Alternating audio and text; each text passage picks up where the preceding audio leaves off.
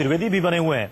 BD Mishra ji, जो हम लगातार बात कर रहे हैं और हर जगह पाकिस्तानी मीडिया में भी इस पर चर्चा हो रही है कि सरप्राइज डिप्लोमेसी का क्या मतलब है, क्या जो सरप्राइज विजिट हमें नजर आ रहा है, आपको लगता है कि वाकई में सरप्राइज विजिट है या फिर इसके पीछे कुछ और चीजें छिपी हुई हैं जो शायद आएंगी थोड़ी देर के बाद पर्दे के सामने? मैं ये समझता हूं कि इसमें सरप्राइज तो काफी लोगों को है, लेकिन पाकिस्तान में कुछ लोगों को डेफिनेटली सरप्राइज नहीं होगा। उसमें रहील शरीफ जो वहां के आर्मी के चीफ हैं और हो सकता है उनके आईएसआई के भी चीफ, और जो वहां के एनएसए हैं, इनको जो एनएसए हैं वहां के नसीर खान, लेफ्टिनेंट जनरल नसीर खान जजवा, इनको सरप्राइज नहीं होगा क्योंकि ये लोग ऑन बोर्ड होंगे इस डिसीजन पर। पाकिस्तान में डेफिनेट है कि जो भी कोई पॉलिसी या डिसीजन पाकिस्तान लेता है इंडिया के प्रति, उसमें रावलपिंडी जो कि आर्मी हेडक्वार्टर्स है पाकिस्तान का, वहां के जो मेन लोग हैं वो जरूर इन्वॉल्व होते हैं। तो कहीं न कहीं इसका क्लियरेंस शायद इस्लामाबाद ने रावलपिंडी से लिया हो सकता है एक दिन पहले या हो सकता है 48 घंटे पहले, लेकिन डेफिनेटली इसमें वहां की आर्मी ऑन बोर्ड है और इसीलिए यह सब हो रहा है।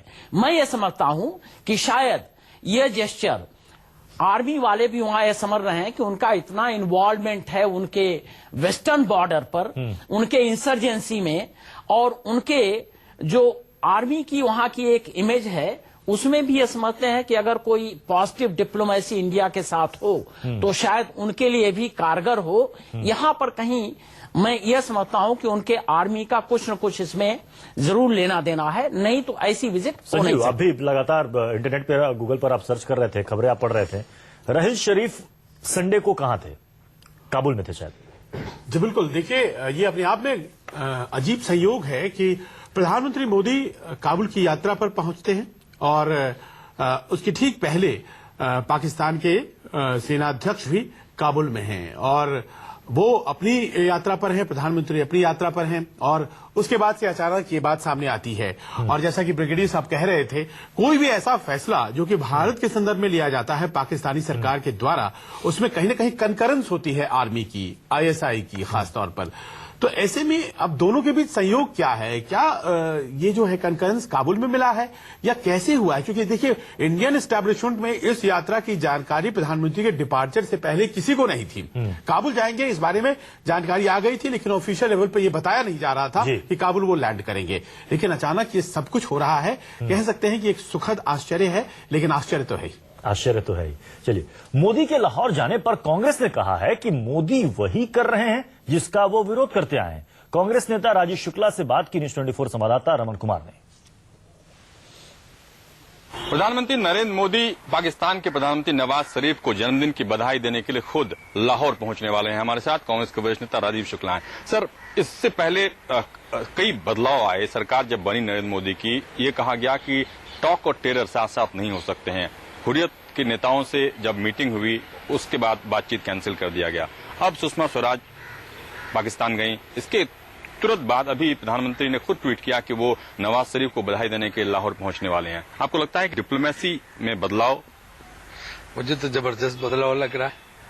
कहाँ मास्को गए थे, तो वहां से काबुल जाना था, काबुल से बीच में जहाज उतार के लाहौर रुक के या इस्लामाबाद रुक के नवाज शरीफ को बधाई देना उनके जन्मदिन पे, ये तो अपने आप में जबरदस्त बदलाव है। क्योंकि मुझे याद है कि मनमोहन सिंह जी अगर जरा भी विदेश सचिव तक को भेजने की बात करते थे तो हंगामा हो जाता था कि क्या कर रहे हो पाकिस्तान के साथ दोस्ती, पाकिस्तान की तरफ देख भी रहे हो, पाकिस्तान की तरफ देखना भी पाप है। अगर उन्होंने एक सर हमारे काटे तो हम 11 सर लाएंगे। उनके खिलाफ कुछ नहीं हुआ, आप लोगों को उनसे कोई दोस्ती नहीं करनी चाहिए, उनकी तरफ देखना भी नहीं चाहिए, उस तरफ जो है आपको कोई भी हाथ नहीं बढ़ाना चाहिए। तो हमने तो ये सब हम लोगों को भाषण होते थे संसद में भी और बाहर। अब अगर प्रधानमंत्री जो है अचानक पहुंच के सरप्राइज जो है उनको दे रहे हैं, नवाज शरीफ साहब को सरप्राइज गिफ्ट दे रहे हैं, तो उससे बढ़िया बात क्या हो सकती? कमाल चीज है। ऐसी हम तो चाहते हैं कि पड़ोसी दोस्तों से रिश्ते अच्छे हों, तो जो है ये बहुत अच्छी बात है कि रिश्ते अच्छे हों। अब वो जो है ट्विटर जो करते हैं उनके समर्थक लोग, उनके अब ट्विटर क्या आएंगे वो भी हम देख लेंगे कि उनके ट्विटर क्या आते हैं इस पे, क्योंकि जरा सी क्रिकेट की बात हो गई तो हंगामा हो गया कि जैसे पता नहीं आफत आ गई अगर क्रिकेट भारत पाकिस्तान खेल लेंगे। अब उनके क्या ट्विटर हैं जरा वो भी हम देखना चाहेंगे। धन्यवाद। यानी कि कहीं न कहीं प्रधानमंत्री के इस ट्वीट के बाद एक मायूसी जरूर कि एक भारत पाकिस्तान के बीच क्रिकेट मैच हो जाता तो ज्यादा अच्छा होता, लेकिन तारीफ इस बात की कि प्रधानमंत्री ने आखिर फैसला तो किया कि भारत और पाकिस्तान के संबंध में सुधार हो। कैमरा पर्सन अभय के साथ अमन कुमार, दिल्ली, न्यूज 24।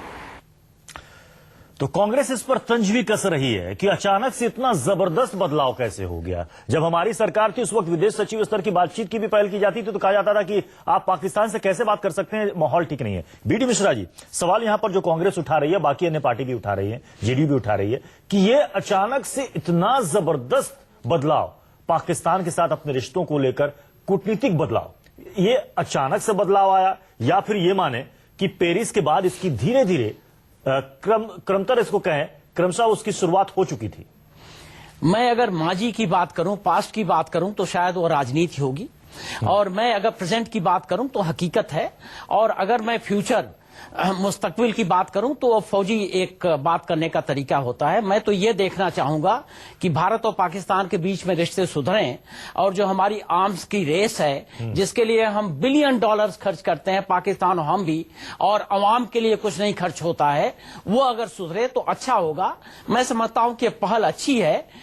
पास्ट में चाहे जो रुख रहा हो, लेकिन आज जो हो रहा है हम इसको गौर से देखें और हम ये समझें कि अगर इंडिया पाकिस्तान की आर्मी जो हर दिन बॉर्डर पर फायरिंग करती है, इन्फिल्ट्रेशन हर दिन हो रहे हैं, अगर इसमें कमी आए तो शायद दोनों देशों के लिए अच्छा होगा। हम तो यही विश करेंगे, हमारी यही एनालिसिस है। जी संजीव, कांग्रेस के तमाम नेता जो कि आज ये कह रहे हैं कि देखिए ये जो कदम है इसका क्या असर होगा ये तो बाद में पता चलेगा, लेकिन ये मुनासिब समय नहीं है।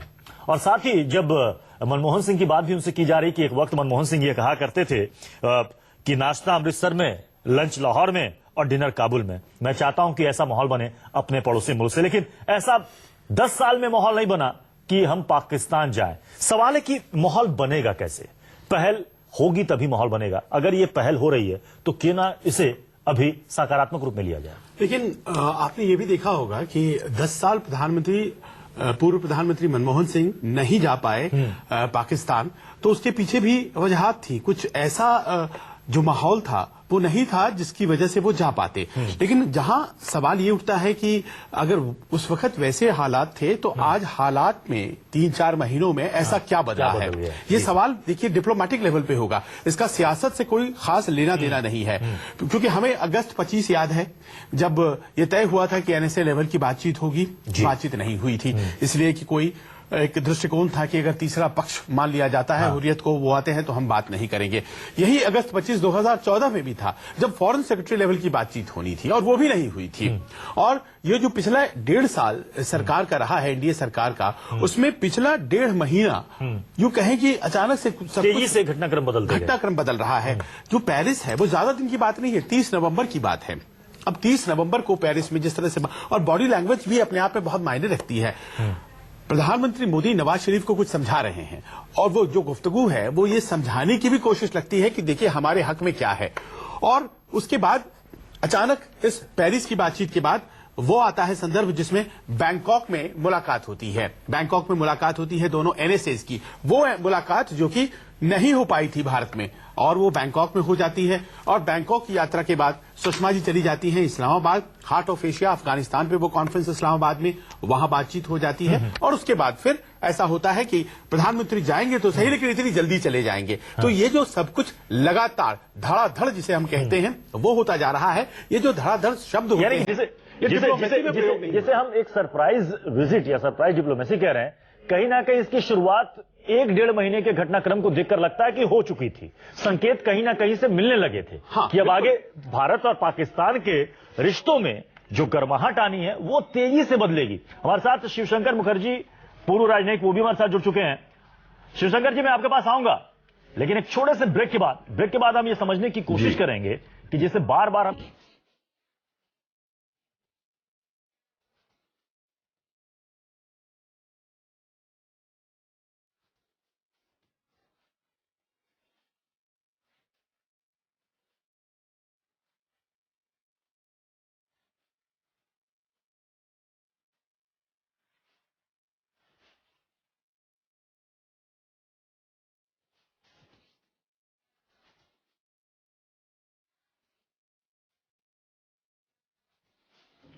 तो आज की बड़ी खबर और आज की सबसे चौंकाने वाली खबर इसलिए कि प्रधानमंत्री नरेंद्र मोदी के काबुल से आए ट्वीट के बाद हर किसी की दिलचस्पी इस खबर पर बन गई है कि भारतीय प्रधानमंत्री पाकिस्तान पहुंचने वाले हैं। प्रधानमंत्री नरेंद्र मोदी किसी भी वक्त लाहौर पहुंचने वाले हैं। काबुल से उनका विशेष विमान रवाना हो चुका है और वहां पर लाहौर एयरपोर्ट पर सुरक्षा के कड़े बंदोबस्त किए गए हैं। नवाज शरीफ की गाड़ियों का काफिला थोड़ी देर पहले दिखा, जहां पर तमाम सुरक्षा अधिकारी वहां पर मौजूद, लाहौर एयरपोर्ट के आसपास, और साथ शिव शंकर मुखर्जी पूर्व राजनयिक हमारे साथ बने हुए हैं। हमारे साथ संजीव त्रिवेदी एसोसिएट एडिटर हमारे साथ बने हुए हैं। शिवशंकर जी, आप इसे किस तरीके से देखते हैं इस कदम को? हालांकि विपक्षी पार्टियां कह रही हैं कि ये सब बेकार है, इससे कोई फायदा नहीं होने वाला है, माहौल अभी नहीं था, इस वक्त कोई जरूरत नहीं थी भारत के पीएम को पाकिस्तान जाने की। आप किस तरीके से देखते हैं? देखिए, विपक्षी पार्टी जो कहेंगे उसके विरोध में तो कहेंगे ही, वो तो काम ही है विपक्षी पार्टियों का, उसको मैं ज्यादा महत्ता नहीं देता। एक बार अब्राहम लिंकन ने कहा था, मेरे ख्याल प्राइम मिनिस्टर मोदी को भी ये उन्होंने सोचा होगा कि मैं जो उचित समझता हूं मैं करता हूं, अगर वो सही निकला तो मेरे खिलाफ जो बोला जा रहा है उसका कोई माने नहीं रहेगा, और अगर जो गलत निकला तो अगर फरिश्ते भी मेरी तरफ हो जाए तो भी कोई मुझे बचा नहीं सकेगा। तो मेरे ख्याल से तो ये बहुत ही एक महत्वपूर्ण कदम लिया है हमारे प्रधानमंत्री ने, और अगर हम हाइंडसाइट में मुड़ के जरा पीछे से देखें तो प्रिपरेशन इसका हो चुका है।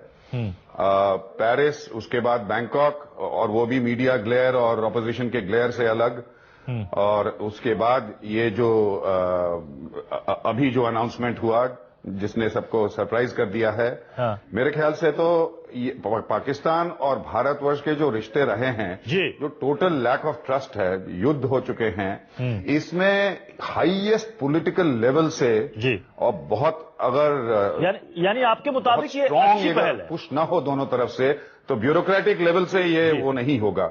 और आखिर में मैं बस इतना कहूंगा कि मैं आऊंगा आपके पास एक छोटे से ब्रेक के लिए यहां पर रुकना पड़ेगा।